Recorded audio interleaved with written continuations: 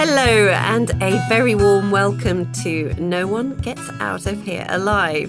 My name is Holly Lyon-Hawk and I will be taking you on a gentle, sometimes humorous and sometimes challenging meander through the myths, beliefs and ideas around all things end of and after life. Each week you will get to hear what various people's random thoughts are on the big question: what is the meaning of life? If you would like to share your thoughts, please send your voice clips in to me via WhatsApp and I'll do my very best to include them. Also each week there will be a section called Give the Flowers Now, which was inspired by my darling maternal grandfather, Roderick George Balcombe, who would say, don't leave it until the funeral to send flowers. Send people flowers now, telling them what they mean to you and how they have touched your lives. And I would love to hear from you. So if you have some flowers that you would like to send someone, please send me your voice clip telling me who it is and how they have touched your lives, along with your name, email address, and the name and home address of the person you are sending your flowers to. For each person who is featured, I will send some beautiful flowers to that person on your behalf.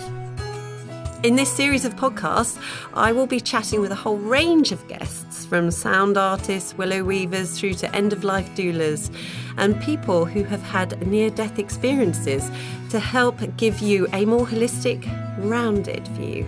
It just may be a few new possibilities of how the inevitable can be approached, because remember, no one, not even you, gets out of here alive. Hello and welcome. I am so delighted to have with me today the very lovely and vibrant Gary Ramsey, whose life was filled with much happiness and great health until cancer struck in the summer of 2015. Since that experience, his life has shifted in many ways that may not be immediately apparent or noticeable. Though much of his day-to-day existence has remained relatively unaltered, his internal sensibilities and desires have vastly changed. It almost feels as though the former Gary was wiped away by his deadly cancer, and with him any remaining vestiges of his former life. The new Gary has now become involved with a desire to help others who are facing life-threatening diseases. He decided to write a book, Bliss, after realising the large impact that his story had for the listeners of the Anita Moorjani radio show.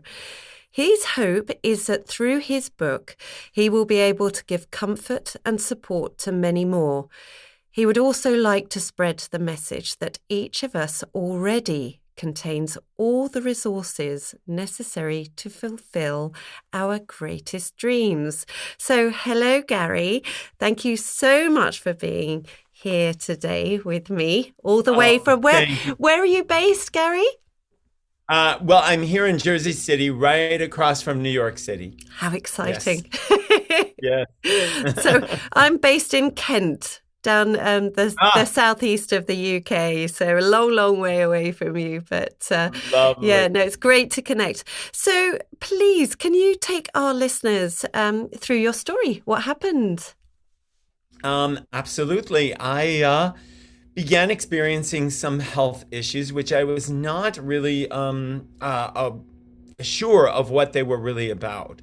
And through a set of circumstances, I really thought I was having a stomach problem that nobody seemed to be able to find the solution to.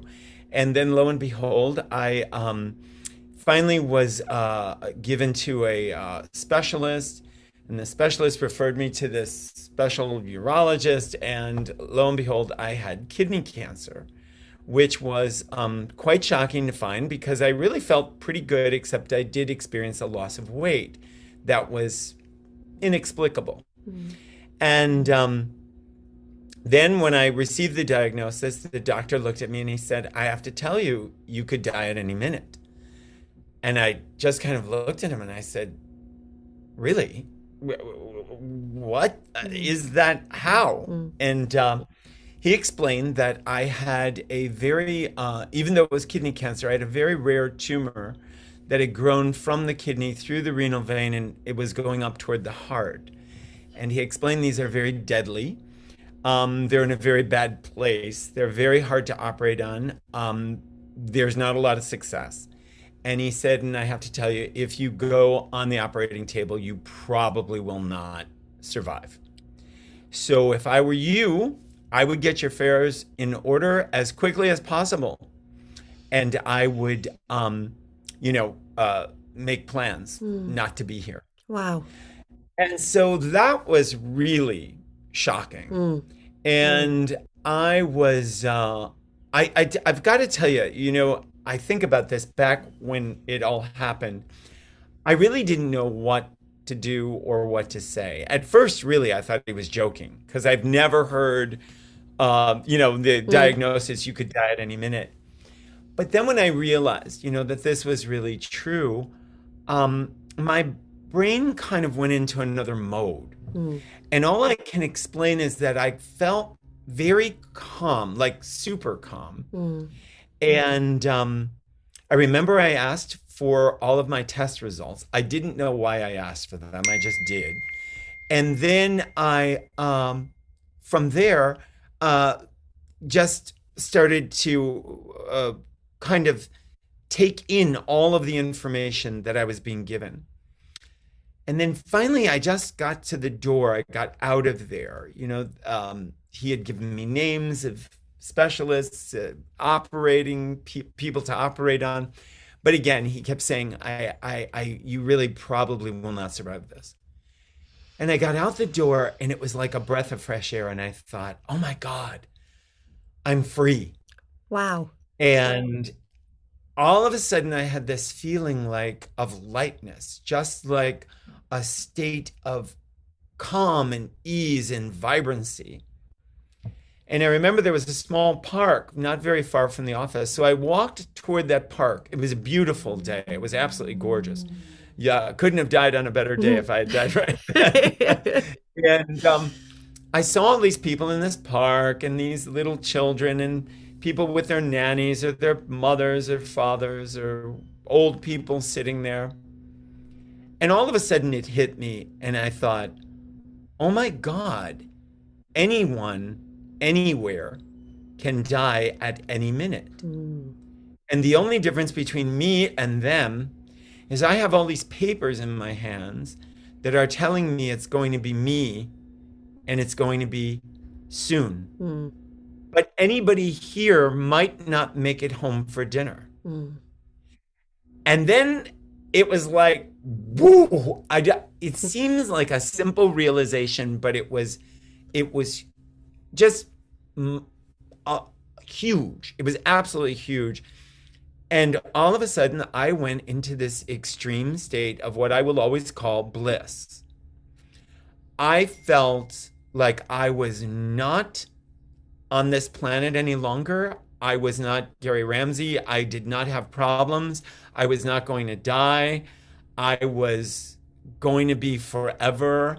There was just this feeling, this immense feeling of bliss, so immense that I just sat down. I remembered I was just sitting there, and I don't even know how long I was there until this state kind of passed. And after I got out of it, I thought of Anita Moorjani, the very first person that came to my mind, who, if your listeners don't know, Anita was a woman who wrote a beautiful book called Dying to Be Me. And it's basically about her journey. She was on her deathbed in a cancer hospital in Hong Kong. She had minutes to live, literally minutes. I think 40 minutes or something like that. And she miraculously came out of her coma, her long coma, and knew that she was going to be fine. And within 8 days in that hospital, her body healed from her cancer. And she's the first person that came to me because I had been a big fan. I had read her book years before. And I thought, wow, maybe something will happen for me.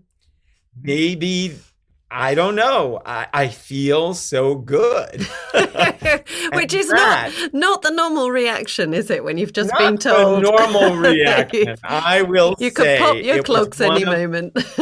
yes, it was one of the blessings of my entire experience because most people go into the fear, they go into the horror of the situation. And I was blessed that I didn't go there. And I felt that I was really on a journey. And I didn't know what was going to happen. I remembered finally I had to call my sister. She had been waiting for a call. And, I kept thinking when I was calling her, I thought, oh my God, she's going to think the worst. And I started laughing. I thought, this is the worst. Like it doesn't get worse. And so when I got on the phone with her, I was a little too jolly. And she thought everything was fine. And I said, no, it's really not all that good. And then I realized how difficult this story was to tell people because most people were in shock, as was I. It's that moment of, you mean somebody really told you really can die? And then it's like, yeah. And then I explained why. And then I remember she said to me, what are you going to do? And I literally said, I don't know. I have no idea. So what I did is I started calling people to make arrangements. I had events coming up. I had been singing opera. I had a huge role that I was doing in Texas. I had to cancel that immediately. And all of a sudden, when I got home, I thought about Farrah Fawcett, who had been taken to Germany before her cancer, before she died from her cancer. And so I, remembered that they had taken her there because a friend of mine told me that they had the best cancer treatments in Germany. So I thought, Germany, maybe Germany has something for me. So I ran up the stairs and I got on the computer. And again, while I was researching Germany, this beautiful, beautiful clinic appears in Mexico, like on one of those pop-ups. And I thought, oh my God. And I clicked on it and I thought, now that would be the perfect place to die because it was so gorgeous. And it was in this tropical, it's right on the Baja in Mexico. And I thought, oh, what a place. That's where I'd like to go. And then I clicked on it and they handle difficult cancers. And I thought, well, that's kind of weird. I have a difficult cancer, I guess, because I have this tumor. So I thought, well, why don't I call them? So I called them up and literally, I explained the situation to a woman who's one of the, their representatives on the phone. And I said, I have this tumor. They're telling me it's very deadly. And I described everything and I read her, stuff from the reports. And she goes, oh, yes, we handle those tumors. I said, you do? I said, well, I'm hearing that they're rare. She said, yes, they are. And I said, well, but why is it then that you handle them? She said, well, because, in the States, they don't have a good prognosis, but we do treatments here that are different than the States. And even though we can't guarantee anything, we have a much better percentage of people who survive. I said, really? Wow. I said, why is that? And she said, oh, well, we just don't see them from the same perspective. And literally, I totally stopped in my tracks and I thought, a different perspective.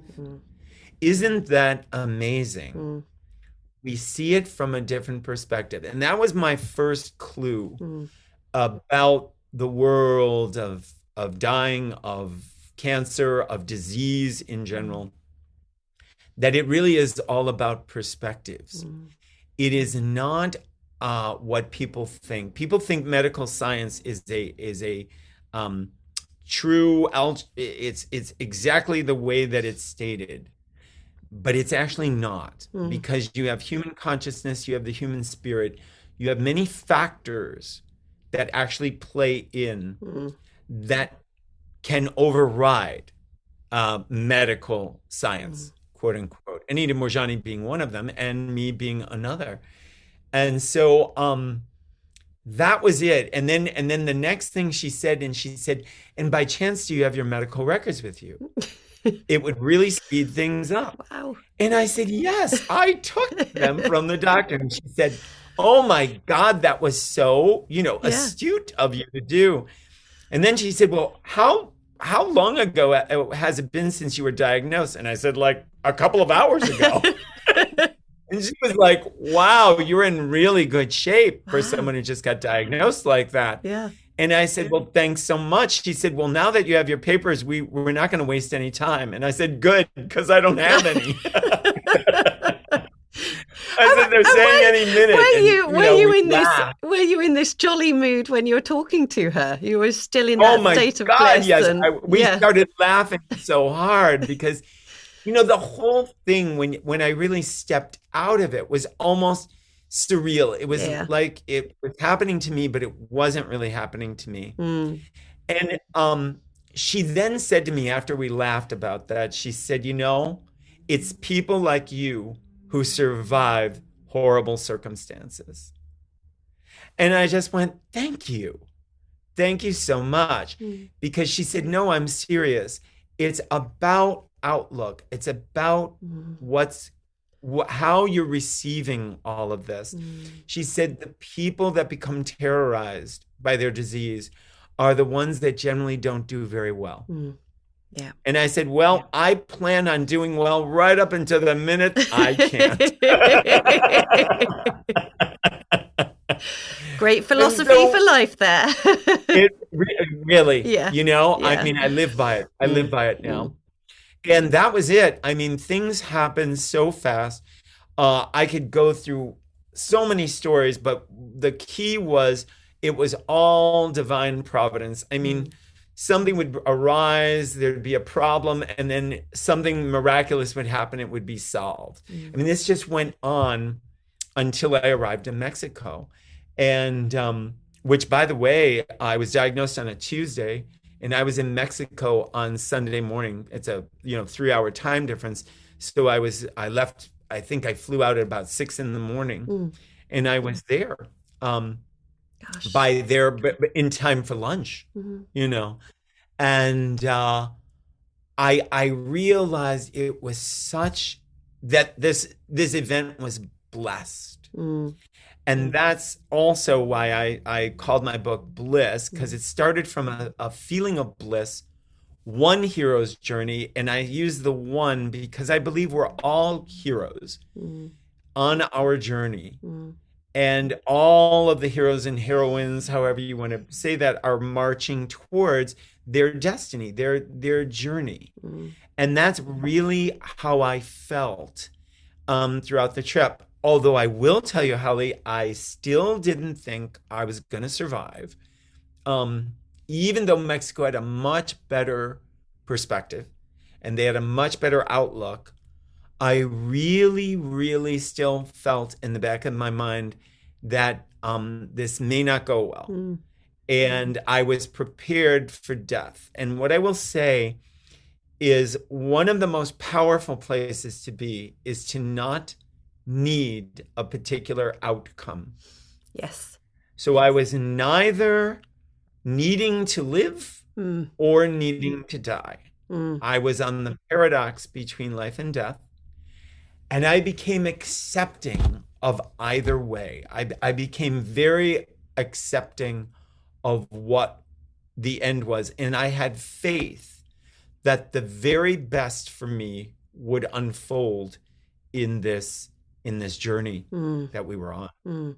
So that was extremely powerful. That was extremely powerful. Surrendering, isn't it, to what will be. What will be. Yeah. What will be. And then I believe the body has the ability to then figure out what it needs to do. Like if we're clinging to something, a need, the body then cannot really flow in its natural rhythms and its natural ways.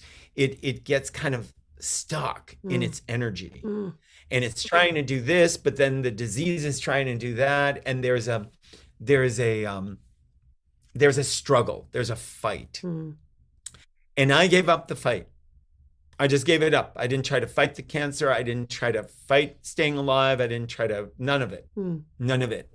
I simply surrendered, and I took each moment as it came. And there were some very beautiful moments, and there were some very bad moments. But I didn't let the beautiful ones get me on a high, like, oh, everything's going to be great. And I didn't let all the very awful ones get me on a low, like, oh my God, I'm going to die. So all I did was just kind of accept them. You didn't go, put okay. didn't put a story to them. You just allowed them to flow through you. Did not allow them. Yeah. I did not allow them to influence me. Yeah. And it's really what I teach people now. That no matter what they choose, because I no longer believe the treatment is the key. Like a lot of people hear my story and they say, what hospital, where was it? Can I get there? And I'm like, yes, you can get there, but it doesn't mean it's going to work for you. Each healing is individual to that person. Each person needs to find what is good for them. One of the biggest problems, especially with people with cancer, they get told a lot of things. They get told a lot, not only by their doctors, but by their family and friends. And they get overwhelmed, especially in this day of the computer, with information. And I tell them, look, you have to pull out of that. And you have to figure out what's going on with you, because you're the one that has to heal, not them, not the doctors, not your friends, not your spouses, you. And you have to figure out what is really right for you. Because if you go in and do something you do not feel good about, I can guarantee it's going to go badly. I can guarantee that. I don't care what it is. And that's a really valid point, because many years ago now, I don't know if you've ever heard of ME, or chronic fatigue syndrome, it was called. And okay. Yeah, I had it quite badly. I was bedridden and in a wheelchair for many years and really ill with it. Wow. I went through so many treatments and, injecting vitamins and all these different sorts of things. But somewhere in me, I knew that I could heal from it. I just didn't have the key. I just didn't know how to do it.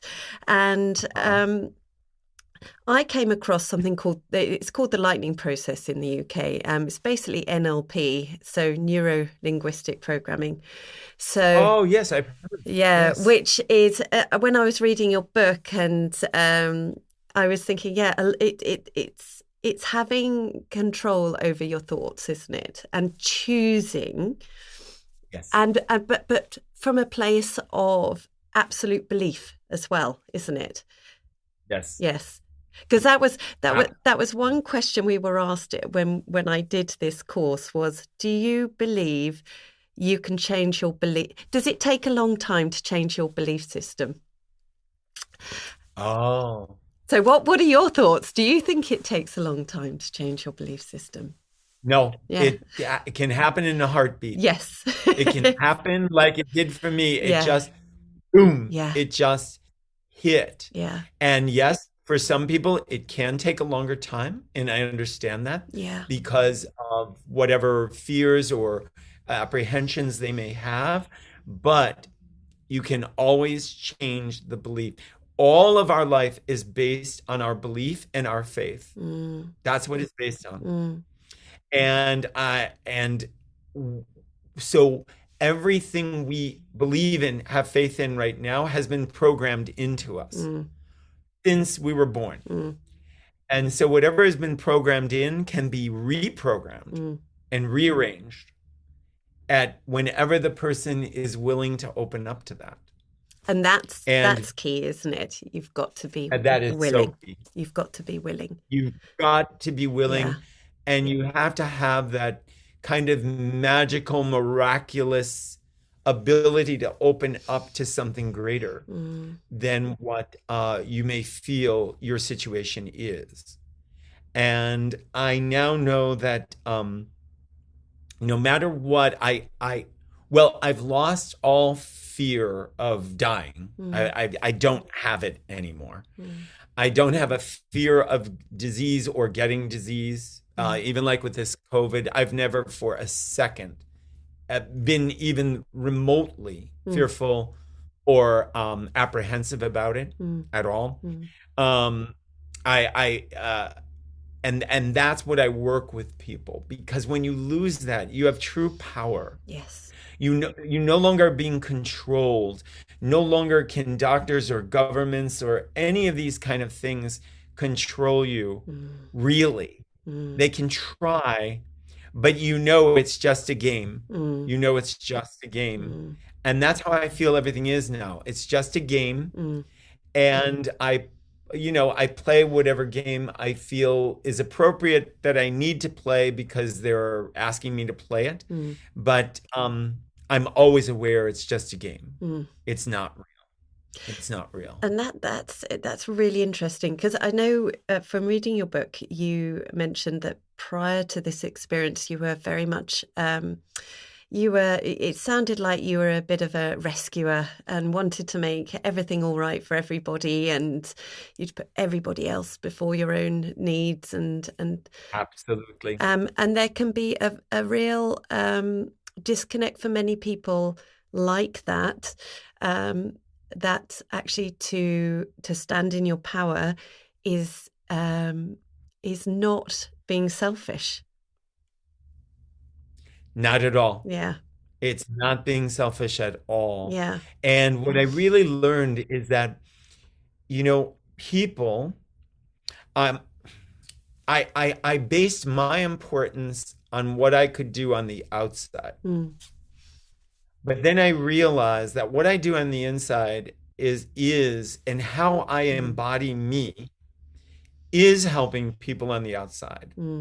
And so basically the whole thing turned around on me. And that's what I meant by it's like I'm not living the same life. Although very little has changed in the actual physical realm, a tremendous amount has changed internally.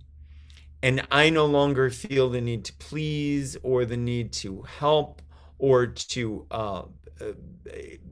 change something for someone. I now just stand in my power, and then I allow that to do the work. Yeah. And and all I do with a lot of people is get them in touch with their power, because we all have it. Everybody is heroic. There's no question in that. The only question is, are they ready and willing to embrace that? Or are they still stuck in the victim role? And let's face it, you're going to be in one or the other. You're either going to be the hero of what's going on, or you're going to be the victim of what's going on. And we're finding that with COVID. I mean, there's people that are becoming the heroes of their situation, and there are people who are becoming the victims of their situation. Sorry to interrupt, but you just mentioning that there's an amazing bit in your book about just that, which was really quite beautifully put. Where is it? Oh, yes. First of all, they are never at odds with each other, but rather at one with the whole spectrum that lies between them. We could say one of them is more active while the other is less active. And that's really, yes. I love that, because we have them both going on, but it's which one are you going to lean into? That's right. And which one is best to lean into at that particular moment? Yes. Yeah. Which one? Because we always have the dualistic nature of the world. Yeah. That's always going to be there. So it's just about, okay, now when you get to that place, which one do you lean into more and which one do you let go of a little bit more? And that's it. It's a balancing act. It's just a balancing act. And it's also so experiential, isn't it, all of this? You can intellectualize it, but to actually experience it is feeling, isn't it? It's all about Always. feeling. It's all really about feeling. And I believe now, and I even teach that the heart is much more of the brain than the head. That the heart, and I believe the heart goes even beyond that. The feeling goes even below that, to the bottom of the torso, to the internal organs. That feeling is going on through the whole body, and the head is simply routing messages, and it's kind of making sure everything gets sent the way it does. But the thinking system can often get us into trouble, the linear thinking system, the intellectual thinking system, because, well, for my, in my case, everything I did, according to almost everybody else, was wrong. I mean, I had people that were telling me this is the most insane thing you could ever do. But yet for me, because they really believe that, I was told to go to Sloan Kettering, which is one of the big cancer hospitals here in New York. And they said, they'll think of something. And it was like, well, no, I mean, the specialist is telling me it's not going to work, and that he doesn't feel the operation will be successful. As a matter of fact, he was giving me like almost no chance. Wow. So I was like, well, no, I don't believe that. And then when I did, hear about what Mexico did, which, by the way, was mostly organic and natural, the treatments, but they were prior to the surgery. And in the States, they don't do anything prior to the surgery. They just do the surgery, which is why the results can often be disastrous.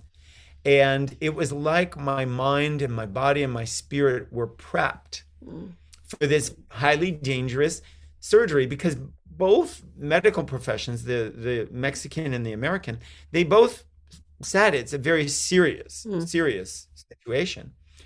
But again, they just had a very different perspective on how to prepare it.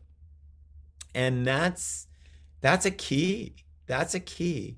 And my body and my mind and my spirit were in a very different place by the time I went into that surgery. And it went miraculously well. Even the surgeon in Mexico said, I have never seen a surgery this difficult go as well as yours went. Really? He said it was astounding.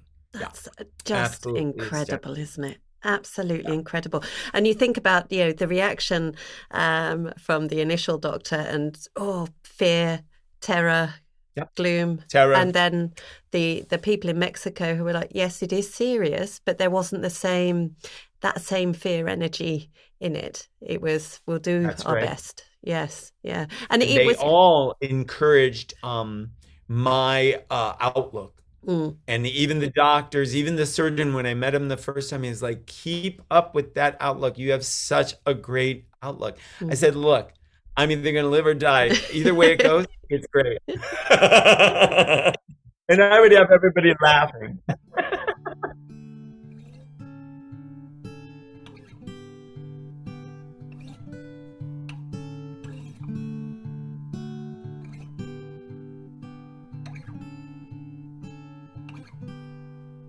And it's time once again for the meaning of life. And today it is from my dearest sister-in-law, Joanna Bridgestock. Joanna, what's the meaning of life to you? So family, friends, enjoyment in little things. Beautiful, beautiful. So that's the end of part 1. Don't forget to join us next week for part 2. I would like to say a very big thank you for being brave enough to dare to listen to a podcast that talks about something we, as a nation, tend to prefer. Doesn't exist, doesn't apply to our lives. But no, it does. No one gets out of here alive. And being more aware and engaged helps us all to have a more positive experience when the time does come to either us or our family, friends and pets. If you'd like to subscribe, please visit www.hollylionhawk.com.